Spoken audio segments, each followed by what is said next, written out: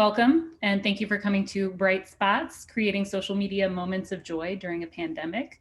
Got a great panel lined up for you, and I'm just going to start kicking this off with a quick intro to the first of our 4 case studies that we'll be looking at today, Museum Bouquet and Museum Sunshine. So my name is Emily Haight. I'm the social media manager at the New York Historical Society. Just to give you a little bit of background, during the earlier days of the pandemic, just if we can take ourselves back there, which we may not want to mentally, and while the death rate was at reaching its peaks, museums and cultural organizations shut their doors. And so while a lot of institutions shifted their focus to engaging with audiences virtually, some museums also created campaigns to offer a reprieve from a bleak news cycle. So the case studies that you're about to see are about unexpected joy and humor and moments of kindness that were sorely needed by online communities. And Hilary-Morgan, take it away. Hi, everyone.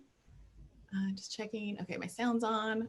So I'm Hilary-Morgan Watt. I'm the digital engagement manager at the Hirshhorn Museum. We're the Smithsonian's National Museum of Modern and Contemporary Art, located on the Mall in Washington, D.C., next to the National Air and Space Museum. We have a beautiful brutalist shaped donut for our building. We're kind of an icon on the Mall. And our exhibition space is indoor galleries, an outdoor plaza, and a sculpture garden. So we have multiple sort of opportunities for site-specific sculptures. So for us, when we closed our doors on March 14th, the whole Smithsonian did, and internally there was definitely sort of like the panic of we're going to lose audiences. Who are we if people can't visit us physically? And we really stepped up sort of internal departments and breaking down silos and working together. So education was working with communications, curatorial got really heavily involved. And so we developed a couple new series really in those first 2 weeks of closure. So one of the ideas from our education department is they were trying to think of how they could transfer their in-gallery experiences to online. So we were known for like doing maker mornings, these hands-on activities that were sort of the first Saturday of every month. And that translated into a new video series, which you see in this top corner with the Kusama paper mache pumpkin. And our educator, Ashley Meadows, had this just great idea to sort of break down some of our more challenging contemporary conceptual sculptures and installations into these adorable, like 1-minute short stop motion videos of how to, what the concept was and how to break it down and make it at home. So everything from, text works, performance works, a recent performance we had by Laurie Anderson where she wore ice skates and played music and spoke to her audience, like how that would be at home, something you could do. So that was really great. We also broke out our Hirshhorn Draw sketching program that was an in-gallery encounter into these wonderful 1-minute videos that you could do at home, or you could visit the gallery, visit the sculpture garden, which is open right now. And then the biggest project that we had, sort of the huge lift, was this concept from our director and one of our board members who's an artist, Theaster Gates. And they thought, everyone's at home in quarantine. What are artists doing? What are they thinking? How are they feeling about this moment in time? So we reached out to over 100 artists to sort of share their experiences. And so this is the Hirshhorn Artist Diaries. And we liked the concept so much, and all the participants were really engaged with it, that it's going to continue on past quarantine. It doesn't have to just be about COVID diaries in quarantine in that moment, but I think it'll be an ongoing series for sort of, different moments of the year. But those participants shared studio views, or they made new music, or they showed their painting practice. There was a whole bunch of different clips. And so definitely recommend you check that out. Over to Emily. Oops. Hi, everyone. And just a reminder, we will have 15 minutes towards the end of the presentation for Q&A. So feel free to drop your questions in the Q&A function in Zoom. And our lovely panelist, Katharine, is also moderating the chat. So we will be happy to talk with everyone at the end of the presentation. And so the New York Historical Society, it's the oldest museum in New York. It's on Central Park West on the Upper West Side. And We definitely did have a digital pivot. I know that we haven't been liking that term so much during this conference, but it definitely was true for our institution. Basically, our educators shifted gears into making history from home, remote learning. A lot of these are things that your organization has probably also done. Feel free to drop into the chat if you did something similar. We also have a collection of historic recipes, so people were actually doing them online. We were sharing them out in these very thematic e-blasts, tailored every week to a different theme. We created coloring pages based off of works in our collection, and these are all things that we hadn't done before, so this was a real pivot for us. We also created Zoom backgrounds with works from the collection, and we had virtual exhibition presentations, curator-led PowerPoints, essentially, since we were not physically in the museum at that time. And just to give you a little bit of background on the New York Historical Society, we're kind of mid-size, but our mission statement is American history through a New York lens. So if you're wondering why we have an Audubon print, that's why, it's American history. And I will kick it over to Hilary-Morgan to introduce our first campaign. Thanks, Emily. So in March, as is today, the news cycle has been pretty bleak. It was pretty dark times. And I think anyone who sort of was working in social media, frankly, everyone in the museum, everyone was overwhelmed. And we were pushing out new campaigns and trying to think of, possible future revenue streams. Everything was a mess, but trying to find some brain power for something that could be a little bit lighter. Could there be something that was sort of joyful online to cheer people? What would that look like? And there was lots of great campaigns, like with Museum from Home and Museum Moment of Zen. And we were trying to think of some of the slightly more playful, collaborative moments, like the museum snowball fight. We were trying to think along those lines of what could we do now, and could something be done now? And I watched one of my friends on an Instagram story get a flower delivery, and she unboxed it for everyone. It was just such a sweet moment in this virtual time that she shared it with everyone. And so Emily and I were brainstorming, what could that be? What could the museum equivalent be on Twitter? And she brilliantly said, well, just museum bouquet. Couldn't we do that? And we could. And then it was so successful because so many of you on this call and beyond were a huge part of making that campaign beautiful and sing and be joyful. And so basically we went with bouquet, just the natural idea of sending someone flowers, and you send flowers for joy or for grief or for empathy. It sort of hits all those notes. And similarly with everyone's collections, we thought it would be sort of a light lift, a really good umbrella concept that many people could participate in. And so everyone started sending flowers and botanical specimens. It really was just a great building snowfall of content. So here are some of a few screenshots from some of our friends. So MoMA, SF MoMA, the Broad, Foundation Byler, Santa Fe Children's Museum, and thousands. It was so great to see the variety, everything from embroidery or flowers on a card from World War II sent to soldiers. Really, everyone stepped up, and it was just so inclusive. I think I'll pass it back to Emily. Thanks, Hilary-Morgan. But yeah, just as we were all kind of staying home to try and flatten the curve, this kind of added a little bit of joy to our feeds when, again, going back to that mindset of early March when things were particularly bleak. We followed up #MuseumBouquet with another campaign called #MuseumSunshines, where we asked museums to send sunny works to each other, anything kind of bright and happy. And the interpretation of that was also really creative.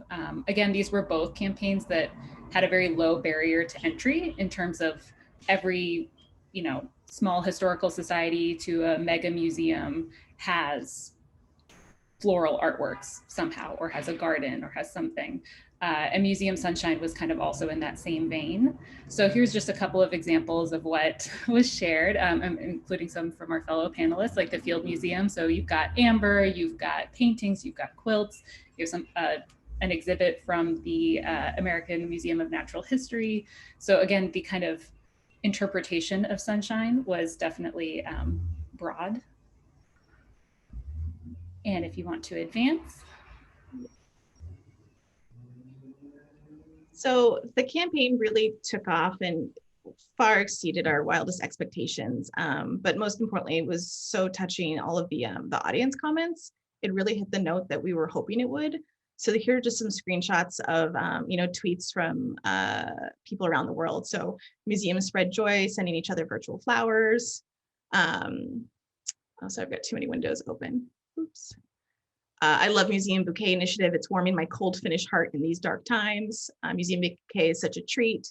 Check out this hashtag to see how museums around the world are keeping up their spirits and sending love to their fellow museums. And, Museum Bouquet hashtag is beautiful. It was really great to see that just continue. And in terms of kind of the numbers of both campaigns, so Museum Bouquet was 6,000 users, about 365 cultural partners, including museums like you. And then it was from 72 countries. So, as far away as Chile, Indonesia, New Zealand, which was really great and totally unexpected. And it was also so popular that Twitter became a Twitter moment. So that meant that it was trending along the likes of Lady Gaga and Kim Kardashian that day, which is pretty nice to get that celebrity level treatment. And then for MuseumSunshine, we had almost double the number of cultural partners, I think in part because of the success of hashtag Museum Bouquet, which also reached 52 countries, had more than 89 million impressions. So these are impressive numbers, especially for something that came from such a simple idea. If you want to advance. And then it really just continued to grow with press pickup, which was so surprising. And also we were very delighted. I think it started with a CBS News article, and then ArtNet News, and then the whole art world picked it up and kind of just continued to snowball from there. One of my personal favorites was that Elle Magazine Online picked it up and put it in a roundup of highlights with Chrissy Teigen's new show. So that was pretty cool. But then from that, more people were reading about it. So everyone went to Twitter and more people were joining. And frankly, the hashtags, both of them are still active today. You can still see people posting to them. Oh, sorry, I forgot. Internally, it was just great for, it dominated all of our media reports. And, it was the great thing that the director could include in their note to board members and trustees. And it was the shining star for board reports, I think, for both of us.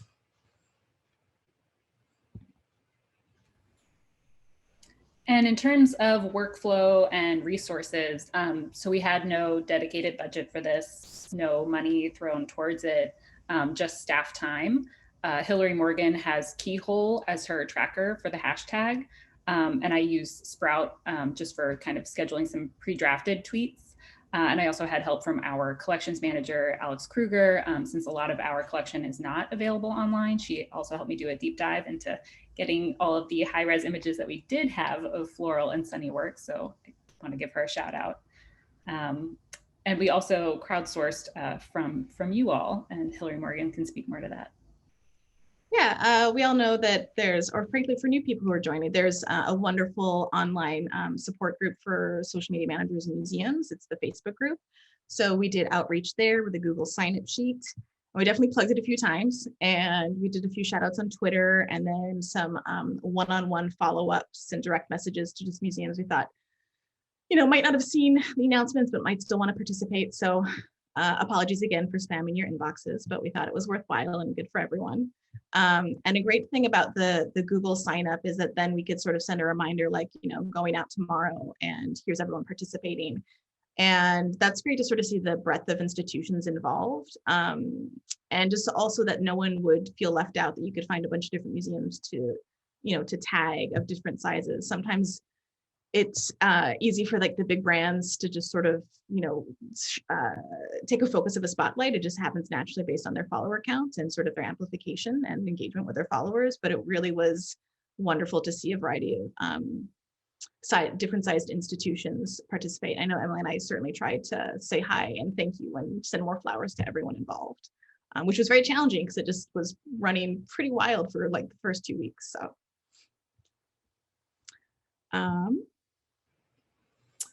Okay, and then challenges. Emily, I'll let you start. Okay. It's always what we like to talk about, right? So at one point, I mean, press is instrumental in sharing these kinds of campaigns and sharing this kind of content. But we were not in a position at that point to be actively pitching press or anything like that. So everything that we did get was organic and fairly lucky. And then again, oh, sorry, did not. That's okay. Also, just a little bit of this is like you're kind of a victim of your own success. So after that happened, it was great because staff was really encouraged and happy about it. But at the same time, they suddenly were like, well, here's a program that we want to promote, and we would really want, you know, all of these other museums to help promote it. And at that point, museums are not really in a position to be doing that for everybody else's program. And also just any kind of collections focus that someone had, they were like, oh, well, this can be viral, like hit the viral button for this one. So it kind of took a little bit of staff education and explaining, you know, that this isn't something that we took lightly, and it did take some planning and it did take some coordination, and it also has to be the right kind of subject matter. And also in terms of new campaigns. So in June, we were planning to do and pardon the sirens if you hear them in the background, this is New York. We were planning on doing a virtual #Museum Pride Parade. But then in June, obviously, you know, the world changed again. The social media landscape, the news cycle, the mood all shifted. So even something that had kind of like a celebratory note or moments of joy no longer seemed appropriate. So we had to message everyone and saying, like, again, please share your Pride content this month. It's still important. There's still a lot of work to be done. But we didn't want to use it under this kind of celebratory hashtag. But we would also like to give a shout out to AAM, since they were really great in, you can message them about like a campaign or an idea you have in order to share the word. They let us put up a blog post. They were really great to work with. And that's something that I don't think either of us had done before. And that was a great resource. Yeah. Okay, I think we're gonna turn it over to Carly.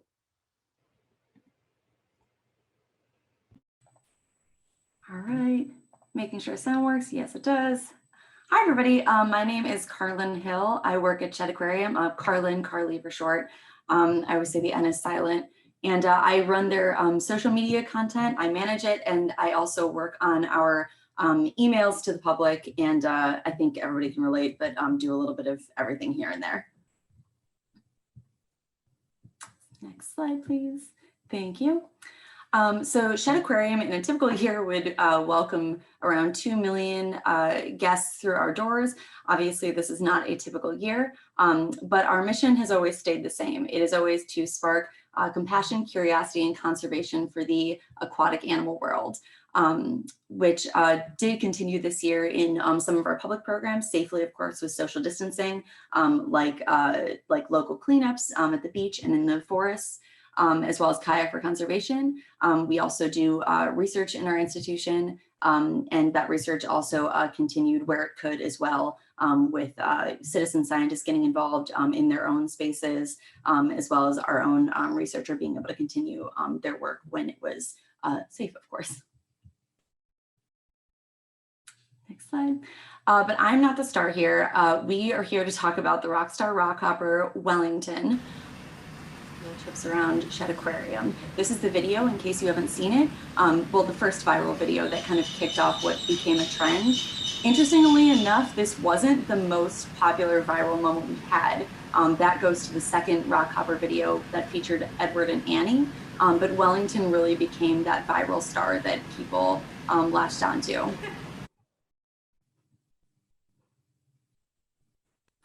Oh no. Right. Thank you. And what started with that one video of him just looking around the Amazon rising habitat became a whole series following Wellington, as well as other penguins like Izzy and Darwin, as they explored the aquarium and met new animals and saw new habitats. So how was Where's Wellington hatched? This was really about collaboration. It's one of the one of the first things I always say about where this idea came from is that when everything began, when it was announced that we had to close our doors, the marketing, PR, and animal care teams brainstormed and worked together to discuss next content steps. And again, this could not have happened without this beautiful collaboration across teams. There was just so much creativity being shared across teams that do regularly work together, but perhaps not quite at this capacity for such an extreme content change. And I'm sure any institution knows, oh, sorry, stay on that slide. Thank you. Any institution knows that so much of our day-to-day social content has to revolve around pushing visitation. The whole goal is to get people through the doors. So when you can no longer ask people to come through your doors because they're closed, what do you do content-wise? We really needed to find a way to keep people connected to the aquarium from home before we had any of our now offered virtual programs, which are incredible. But at the time, you know, we didn't have the amount of virtual learning and exploration content that we do now. So what we did is we took what is an old idea and we made it into fresh content. The penguin adventures around the aquarium, while they're fresh and new to everybody who's seen them across the world and in the world with the internet, the animal care team has actually been taking the penguins to new areas around the aquarium to explore for a long time. It's a really awesome form of enrichment that they do with them. And it's meant for them to be introduced to new environments that they can explore, to see new sights, to hear new sounds, etc. So at the beginning of all of this, we asked the animal care team to send us some fun videos from penguins exploring to just kind of the typical behind the scenes or day-to-day animal content that we might be sharing anyway in a more curated format. And the Wellington video was one of them. And we decided to put it out there alongside PR, who also shared it. And it became a hit. And a lot of that was leaning on, like I said, existing creativity. This would not have happened without collaborating and leaning on existing creativity from our animal care team and their incredible enrichment that they do with the animals on a daily basis. Not, you know, for the internet to get joy out of on a typical in a typical year, but just because they want to enrich the day-to-day routine of the animals. And animal care requires a lot of creativity. So it was great to be able to tap into that and to see it blow up like this. So what happened next? A little rockhopper became a huge story. For us, just for comparison, the sea otters used to be our main star. They still are. People still will never get tired of seeing sea otters, but the demand for penguins is very, very real now. From seeing other brands riffing on the penguin field trip idea to seeing the Wellington Post and Ariana Grande story, which was crazy, it was a huge success. And just looking at the numbers too, on Twitter and Instagram, we more than doubled our following. And then on Facebook and Twitter specifically, if we compare the impressions and engagement of just the first two viral posts, so that Wellington post or video that you just saw, and then the Edward and Annie continued penguin tours around the aquarium, just the impressions and engagements from those two posts hugely outperformed our total impressions and engagements throughout the month of February. So just a little snippet as an example. And we actually reached every continent, including Antarctica. We saw a tweet from the South Pole, which was one of my favorite work moments ever, because who sees tweets from the South Pole? So that was awesome. And then the results and comments, this is really my favorite thing to see and the most encouraging result to me. These comments really hit the heart, and they went beyond people just thinking the videos were cute or you know, commenting and tagging their friends and using emojis. I think anybody who works in social media can relate to the fact that you don't typically get a lot of people saying like, thank you as a norm. It's just, you know, people reacting or people engaging with content or asking questions. In this case, we've received hundreds of comments from people thanking us for this content, saying it's getting them through quarantine, telling us it's the only thing that makes them smile. We still get that because everybody's scared and stressed out. And so just a moment of relief when you get to watch a cute penguin explore an aquarium really, really hit people's hearts. And this is a huge sign to continue listening to our audience, continue creating content that sparks smiles during such a scary time, and to, again, just really listen to them and make sure that we're serving them in the best way we can. And you know you've made it when there's fan art. This is not something I've seen before for Shed Aquarium in my time, about 1.5 years there. So this was really exciting to me. I also do art, so like this is really cool to see. This is actually one of the content adjustments we made as well. We used to do user-generated content that would use the hashtag shed fan photos from people who actually visited the aquarium, took photos, and then would post their photos of their visit. We pivoted from that. Sorry, the word pivot is, I don't like it either. We changed from that to hashtag shed fan art so that we could still be using that user-generated content and still be celebrating our fans even when they couldn't walk through our doors. So what did we learn and how did we change? One of the biggest changes we've experienced through all of this was a huge shift in our visual content. Our visual strategy was extremely curated, formal, and strict before, and video was important, but it wasn't exactly our top priority in terms of what we were sharing on a daily basis. As soon as the quarantine period started, we only had access in terms of new content to the animal care team and those on site for new materials, which were all raw videos and photos that were shot on their phones. And so while we're still extremely careful and intentional with what we post, raw video and photo has now become a crucial part of our strategy, not just this year, but moving forward. And after seeing the positive response from our audience on the types of videos we were putting out there, as well as hearing from them to actually share longer videos, which was unusual because typically you want those quick hits on social, but longer videos and more content was constantly being asked for. We increased the amount of video content that we were putting out there, and we were really prioritizing it, being able to, oh my gosh, I can't talk right now. In order is what I was trying to say, to serve our audience best. They really helped guide us and helped us figure out what to share more of. And then we also pivoted in terms of how frequently we were sharing content. We started sharing a lot more content every single day, and nearly all of it was video-based, sent to us again from the animal care staff on site. We had to evolve with the demand, and people were really, really wanting regular, exciting content, especially while there was so much competition out there. So we really had to stay regular. And then, yeah, untapped resources I touched on already, with just using the animal care team and their creativity. And then really quickly, some of the challenges. You can't just go back when you've set a new precedent for what kind of content you share. So while we've continued to share these penguin field trips, one of the challenges that we faced is keeping them regular and keeping them from going stale. So the solution there was to get creative, expand to other animals, and to find our friends. Here they're at the Field Museum, and you will hear from them shortly as well. But we've branched out to other locations in the city as well as just the aquarium. Thank you. Hi there. Hopefully my sound is good and you can see me. Thanks, Carly. That was great. My name is Katharine Uhrich. I'm the social media manager at the Field Museum. My pronouns are she, her. And for a quick description of me, I'm a white woman wearing glasses in a room with many doors.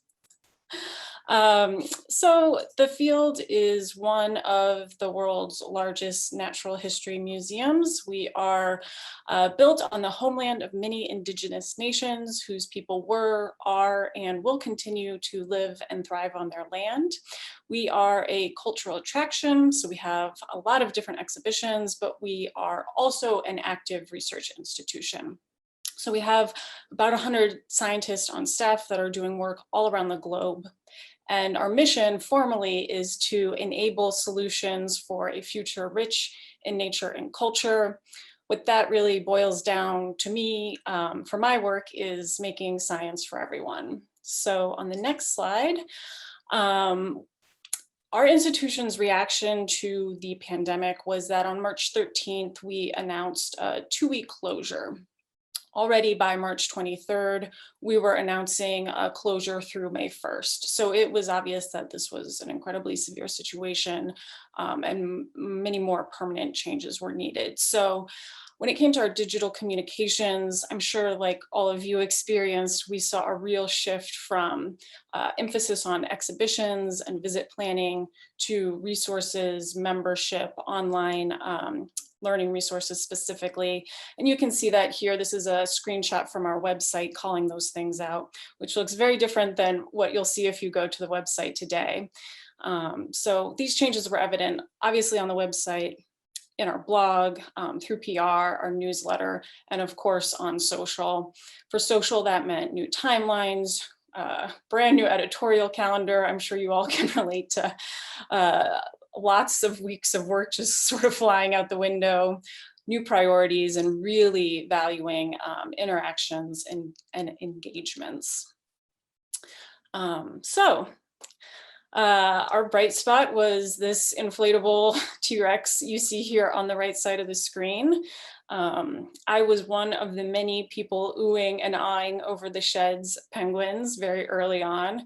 And one night I was sitting there showing my spouse, Wellington, and he jokingly said, well, you know, I can just like put on a tux and I could go wander around the Field Museum. And I was like, oh man, we don't have a tux, but we do have an inflatable T-Rex costume. So what are you doing tomorrow? And that's kind of how it started. So it really didn't require any internal workflow or sign off because we already had the suit. We are home to Sue, the largest, best preserved T-Rex. So we actually have 4 costumes, if anyone was wondering.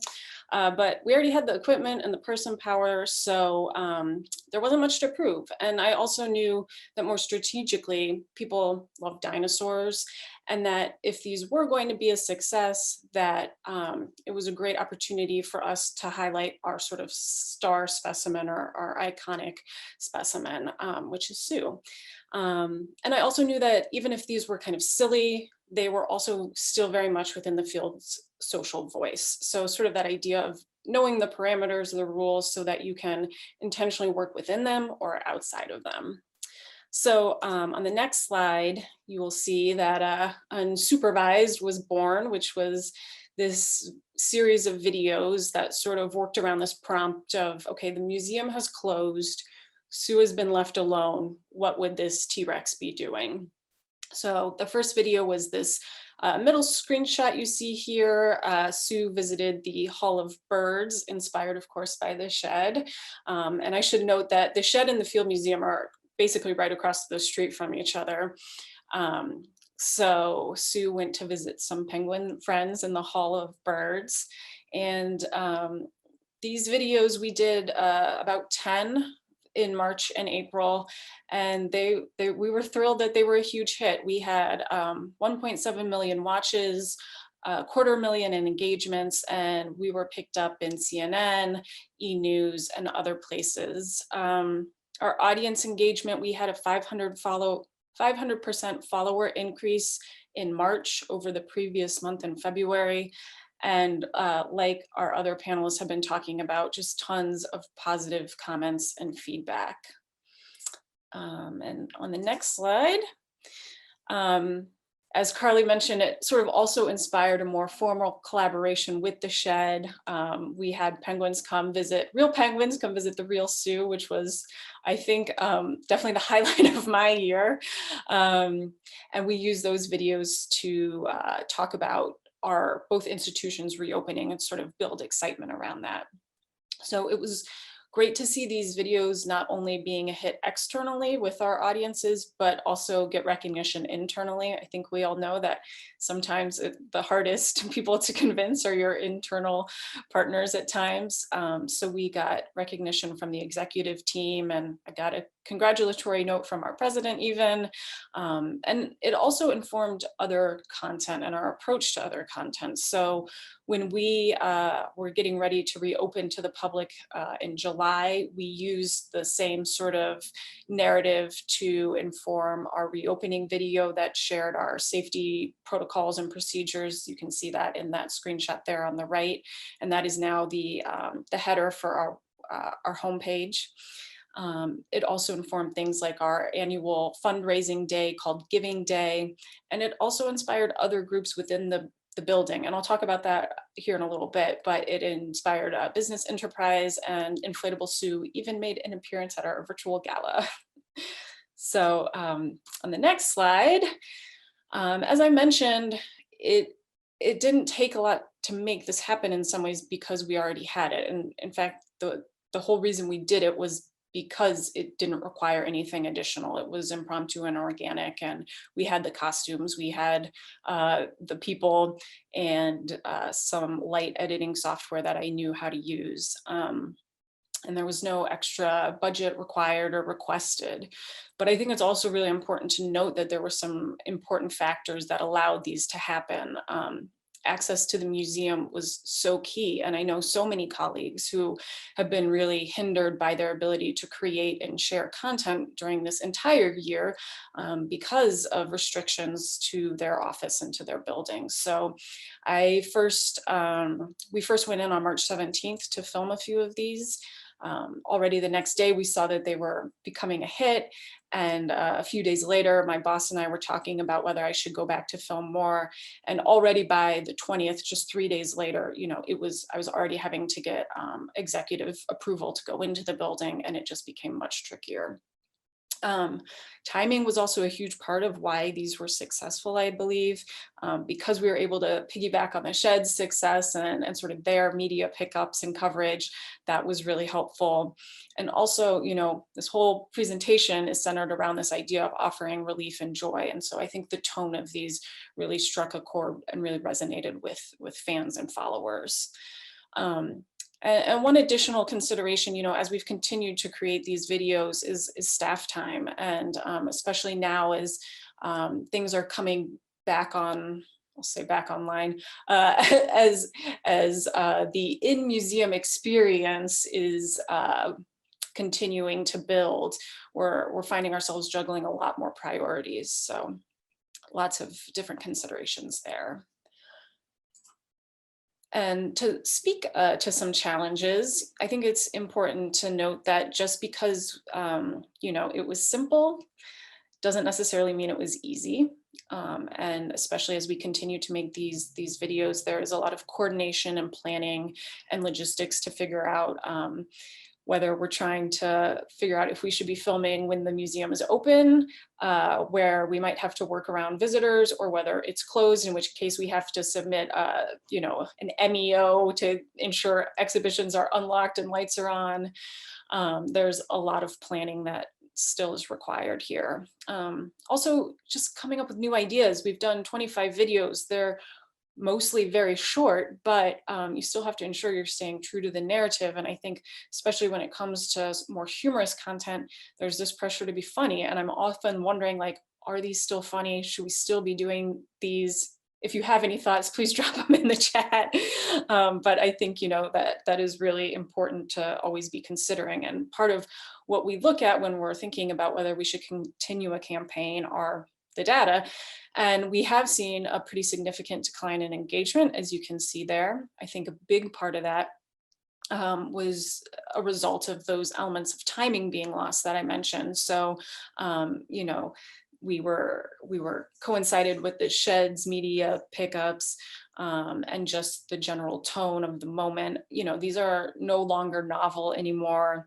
And there's just so much other competing content, both outside of the museum and within the museum. So I think we're going to keep them going. We're still getting that really great audience feedback and engagement. So as far as the positive comments go, so that's another important thing to look to, I think. And then, as I mentioned before, internal use, it's been great to see people sort of picking up and riffing on the idea, but sometimes when you lose control of that narrative, some funny things can happen, and maybe it's not used in exactly the way you would have intended. For instance, one group used a different dinosaur suit, so it was very obviously there wasn't much continuity there, so that was interesting. But I think in general, in 2020, these are all very good challenges to have. So I'll wrap it up there and pass it on to Annalisa.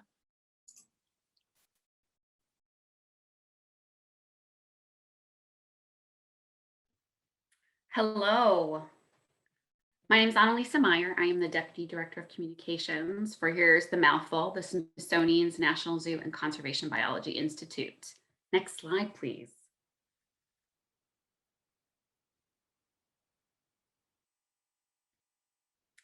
So if you've not been to Washington, D.C., the zoo is part of the Smithsonian, and we sit on 163 acres right in the heart of D.C. We were founded in 1889. We have a lot of animals, 2,700, 392 species, a lot of animal care staff and scientists on site here at the zoo in DC, but also on 3,700 acres, about 90 minutes away in Front Royal, Virginia, where we conduct reproductive and veterinary research to save endangered species. Conservation is at the core of our mission. We are science-focused, conservation-focused, but we also are very visitation focused, of course, with our zoo in DC, which is open to the public, and SCBI in Front Royal, Virginia is not. So we used to introduce physically on-site visitation to 2 million people. We used to until, next slide, please. Just like the rest of the Smithsonian institution, we closed. And like so many of our institutions, we closed because of COVID. So we closed on March 14th and we reopened at the end of July. So we reopened with a lot of other criteria and rightly so, safety procedures and restrictions. So we have a max capacity limit of 5,000 throughout the whole day. And depending on the weather, because we're outdoors, we're not even hitting that.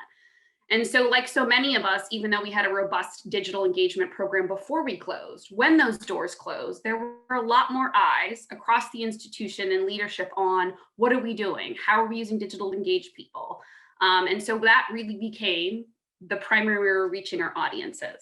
Next slide, please. So the pivot, right? That we've all been talking about. So with a massive amount of content, lots of animals, lots of scientists, we have to have an editorial calendar. Like so many of us, we have a very small team. So we have to have an editorial calendar to balance out and try to meet all those competing priorities, certain people's research, other research, animal news, private events at the zoo.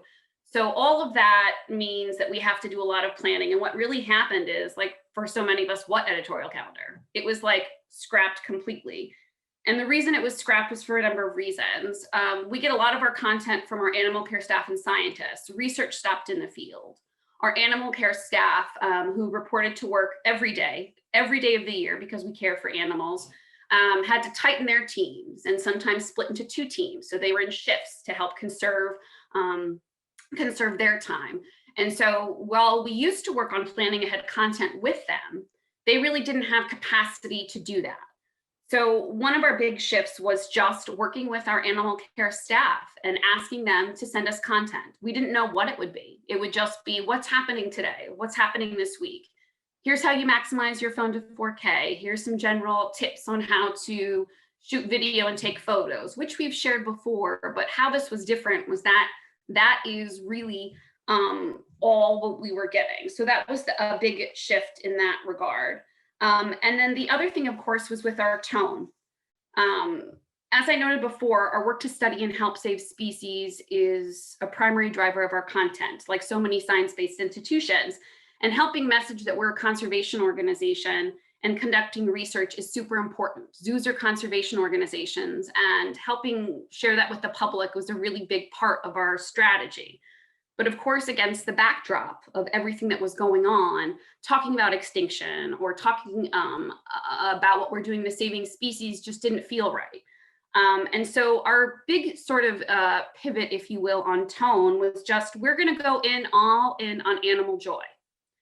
Now, when we started sharing these first sort of clips, and I'm gonna play a clip in a second, we really sort of looked at how it was being received. And what we realized was, what people really wanted from us was really what's at the core of what we are. We are a place where people connect with animals, and providing these intimate moments, sometimes just with nat sound, with nothing else, was really what people wanted and were responding to. So what we decided was, we're gonna lead with the cute, and the conservation messages can follow. And that's exactly what happened. So without further ado, let's see a sloth yawn. Can you hit the Athena button? This is Athena the sloth. Let's see if that works.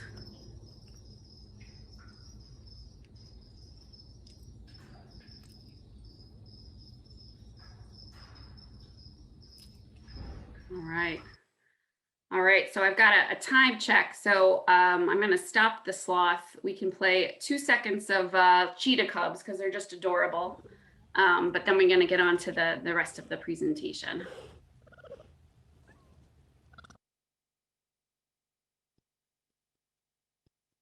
That's a cheetah chirping. They actually chirp.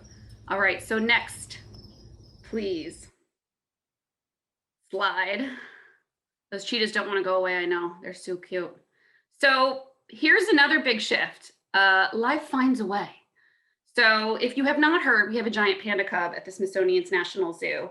And in the interest of time, I'm going to focus just on the panda cub. Of course, I think cheetahs are cute and they're amazing, but the public has spoken, and the panda and panda cubs create utter pandemonium. Mei Zhang is the oldest female giant panda in North America to give birth. So while she's given birth to cubs before, and we'd had a few unsuccessful attempts in the past few years, we weren't quite expecting it. Bears have something called delayed implantation and display the same sort of behaviors, whether they're pregnant or not. So the only real way we can tell is if she participates in an ultrasound. That's fine, go ahead and hit that. So you can hear a little bit of the cub. This is the cub at just like a day or two old. And that is actually literally the ultrasound. You can see the fetus, of course. That little tiny pink hairless squeaking thing was born on the 21st, and we had from the 14th to the 21st to get ready.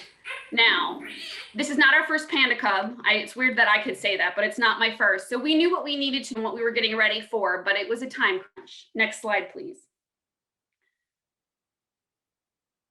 All right, so in terms of our concept and workflow, the first number one thing was visuals, right? We had to be able to go beyond the Panda Cam, which was a huge number one hit on our website. 200,000 people turned in just to watch the birth, but we needed to go beyond that. We needed to take people behind the scenes and get up close to the cub. So our first concept was we had to get in, and so we had to get clearance from the COVID task force, from our animal care team, for my video specialist to jump in there and be able to go and to get photos like you see here and videos and bring people closer. We were all in on unified language and tone, on joy and awe, and we used our milestone markers. Just like a child, panda cubs have milestones, first steps, ear canals opening, eyes opening, markings coming in. So we use that to mark our content. And our biggest other sort of thing was we're going to be responsive, like all of us, right? We're going to watch comments, we're going to watch engagement and see what people want and give them more of it. In terms of workflow, we really let our keepers and our animal care team schedules and when they could get us information and those special behind the scenes insights on what the cub was doing to inform our schedule. So we were flexible. And we also had a very sort of systematized, if you will, review process because it's animal care. It's we had to approve it. So we wrote something with them, went it back, we got it all checked off, and then pushed it out on every channel. Same content, slightly tweaked every channel we had, and we just decided we were going to be flexible and open to changes, which means changes for ours and our team. How are we doing? Are we able to do it? And also for the panda team. All right, I'll go on to the next one. I know that we don't have much time, so. All right, so metrics. These metrics are bananas for us. And so there's nothing like a panda cub, right? One of our big goals was to deepen and drive engagement and drive people to the webcam, which we've been doing. And after we've announced the birth from mid-August through the end of last week, compared to the same period before, our engagement has increased almost 380%. And that included the cheetah cubs. So in terms of Panda Cam, we've had 1.5 million unique users, and we had a big jump in followers since August 14th. Now, we had other content besides pandas, but we really can largely attribute that jump to the magnetic pull of that adorable panda. I think I can play just a few seconds of this video before we get on to the rest of it. So as you can see, besides the Panda Cam, having a member of our team approved to be there to capture video was absolutely essential to where we are today. And that little nugget All right. And of course, we can go on. All right. So yes, it is clear that the world loves pandas. And I think a thread for all of us, you know, as we see these comments and the feedback we've gotten was, you know, in our world of museums, of art, and of science-based institutions like the Smithsonian Zoo, we can provide joy, right? And this was exactly what people wanted. There's something about these small, intimate moments between a mother and cub that people were identifying with, and also this moment of distraction. So we really were just serving back what we knew people wanted based on how their feedback was, even from the beginning of the closure, when they started seeing our sloth videos and our cheetah cub videos. This is what we need. Thank you. This is what we need. And so these qualitative comments just sort of really cement that, you know, and for so many of us, these little moments that we've been able to provide have brought us joy, but we've also feel like we're bringing a little bright spot to 2020. Next slide, please.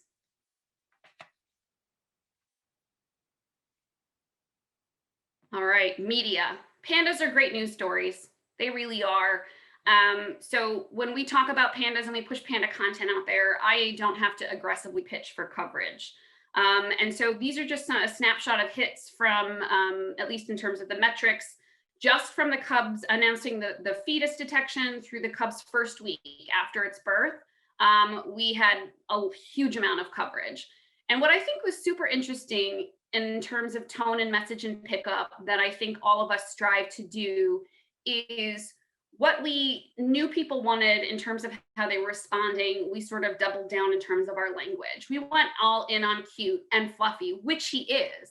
But in serving up and talking about this cub with that sort of language and tone, more informal, less conservation focused, even though we've always balanced that before, what we saw was media were literally picking up our language. Like, so we wrote plump little panda, then we see people using plump little panda. We've been talking about joy and fluffiness and, you know, using those words, and that's getting picked up by media, and it's getting picked up. And what that means to me is that the language is working and our tone is resonating. So, you know, when we look at that and all of us sort of look at metrics and engagement, what that says is it's working. And so that was super helpful. It's always helpful to have that, but in a science-based institution, especially when you're reporting up with data, to say it's working and this tone is working was great. And so we can see that through our metrics, and especially with how the media picked up news about this cub, you know, our plump panda prince, if you will. Next slide. So what it took and some challenges. I mentioned before needing to get safety approval so we could have access to have one member of our team get as close as he has been able to film and get these amazing visuals of this cub. Staff time, shifting priorities. So I would say really when this happened, we were like 100% panda. Now we're 70% panda. And as we hit our milestones and the cub continues to grow, we'll have to dial back. But right now, this is really our number one focus. In terms of resources and money, we have a set of panda money that only can be used on panda programs. But in terms of this campaign, up until now, we have not spent any financial resources. Looking ahead, as we come up to the debut of the cub, if you will, what would normally be a physical debut, we've invested in some equipment so we can do some live streaming through StreamYard. And we are also, to keep up with the churn, hiring a video contractor to help out with editing and pulling PandaCam footage. So someone's job will literally be to watch the PandaCam and pull and help us edit videos, which is not so bad. In terms of challenges, I think it's burnout. Right? We are trying to keep up with the demand, and we have a small team, like so many of us. So can we keep up with this? And the answer is no, we really can't. This is a lot, especially with all the other priorities of the institution. So that's also why we're looking for some contract support for the video portion, but we are putting out twice weekly updates on the cub.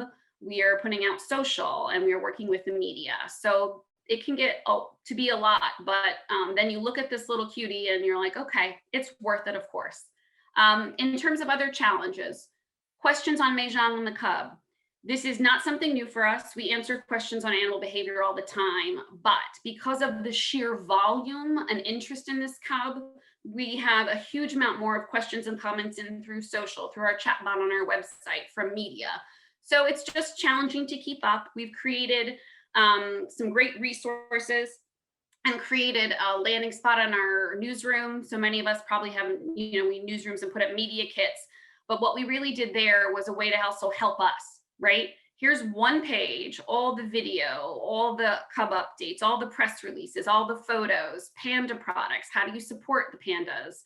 Here's how you can use our content. So we had a landing spot, which has helped make it easier for my team, just because we can give that to media, but also help support continued coverage. If you give media what they need and they don't have to look for it, you'll get more coverage and they'll use the content usually. So it helped us meet those needs and also conserve staff time.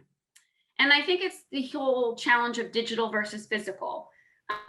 We would usually have a big on-site celebration with panda, cake for the pandas and lots of people coming and speaking and remarks, but we can't. And so one of the challenges I think that we're facing, and I'm sure many of you are, is, oh, can't you just make that a digital event?